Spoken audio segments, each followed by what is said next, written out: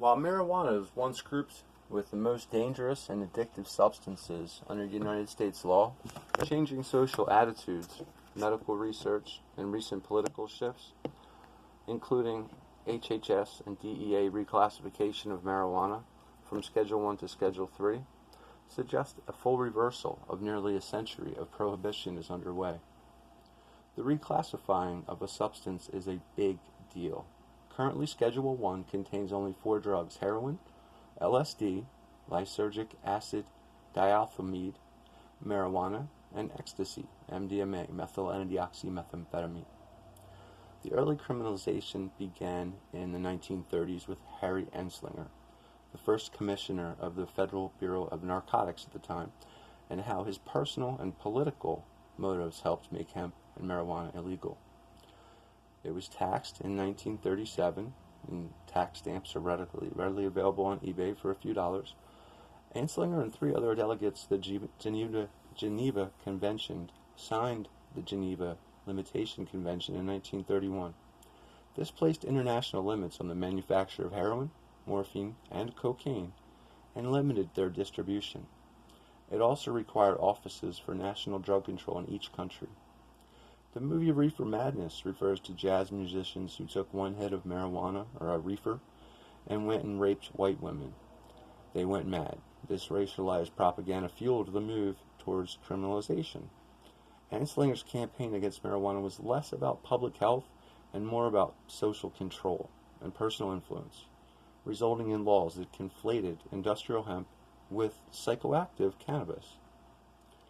Now, the federal crackdown on the war on drugs, 1970 Controlled Substances Act placed marijuana under Schedule 1, equating it with LSD and heroin. MDMA, ecstasy, was not made yet.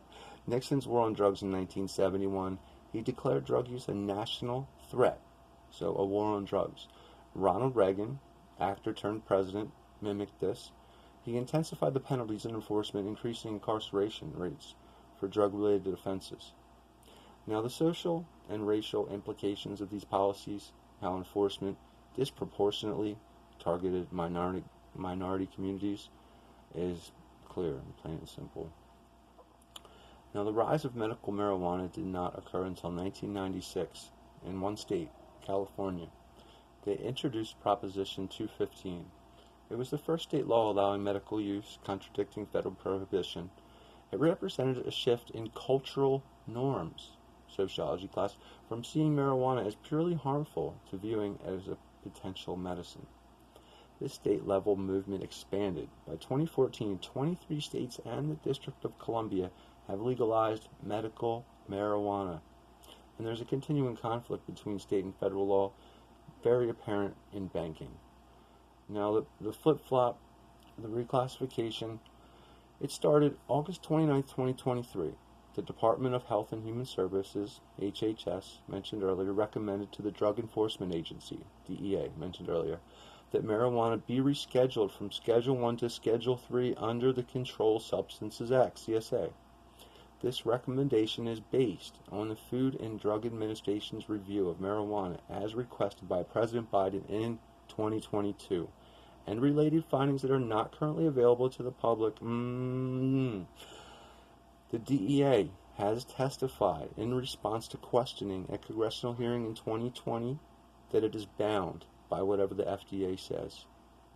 So, according to that, and in response, on May 21st, 2024, the Drug Enforcement Administration published a proposed rule to reschedule marijuana from Schedule 1 to Schedule 3 under the CSA recommendations on scientific and medical matters.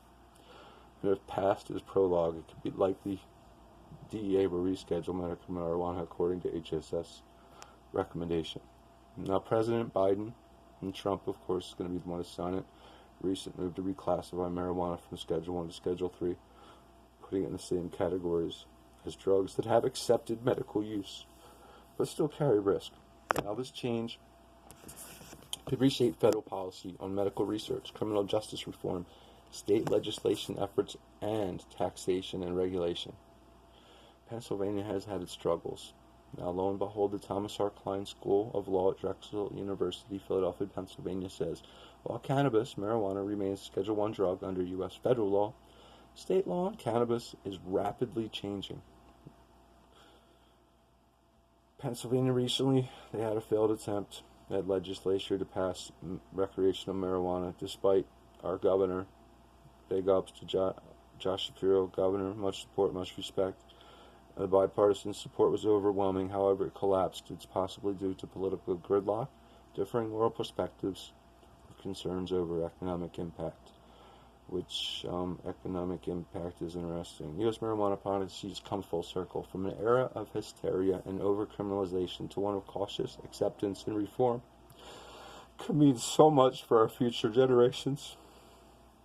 Now, if history is any guide, the story of marijuana legislation is less about the plant itself and more about how America defines freedom, medicine, and justice.